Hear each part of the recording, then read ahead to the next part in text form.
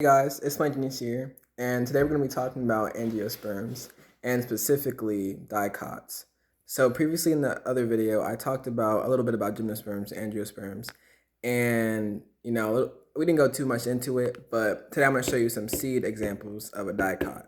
And to go back on what a gymnosperm and an angiosperm is, a gymnosperm is, gymno means naked and sperm means seed, so it's a naked seed. So when you think of a gymnosperm, that's something like a pine cone, like things like that. So like when you see those type of things, it's in an open container and then the seeds come out like spores. And then angiosperm means container. So angio, container, sperma, seed. So contains seeds. So that's what we're talking about, fruits. So our apples, our grapes, bananas, things like that. That's angiosperms. Now we're going to talk about dicots. So one of the best examples for a dicot is something you might have done in middle school, and that's beans. So beans have dicots, and dicot means two cotyledons. So I'm gonna show you guys a little diagram so you guys can see a little bit. So again, like I said, dicots, two cotyledons, and then they're angiosperms, right? So with dicots, these are the two halves that I was talking about, right? They look like little lungs. That's why how you learned it a little bit. So the dicots are the storage units for the embryo, and the embryo is the root and the shoot system together, right? So for the whole seed structure, we have our two cotyledons, and then we have one cotyledon will have like the embryo attached to it. Well, the both are supposed to be attached, but we break it in half, one side's one. So it'll have the embryo attached to it, and then it'll be covered by the seed coat, and that's this little outside part right here. So during germination, what happens is a process called imbibition, and that's when the seed will start to absorb water and it'll start to expand. And for the seed coat, it has a fixed ratio or a fixed length that it can expand to until it'll break and burst. And that's when the water will rush into it and the seed will even get bigger, even bigger. And then cellular respiration will happen. And then that's when the nutrients in here, which is what this is made out of, this yellow cotyledon, it'll get broken down and used to actually grow the plant to a larger plant. And so that's pretty much what's going on here. So the transition to like the seed before it gets the water to this is what happens. So pretty much you have the cotyledons that's growing with the plant. So after the plant got all the water, it's starting to grow up. So what happens is it'll shoot out, right?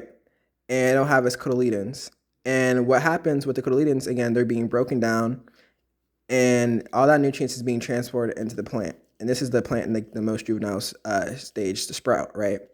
And then the reason during this process it needs this is because it hasn't established a root system yet. So it needs the nutrients that it has present to get the root system established so they can get the minerals and water it needs. So then they can grow and support leaves.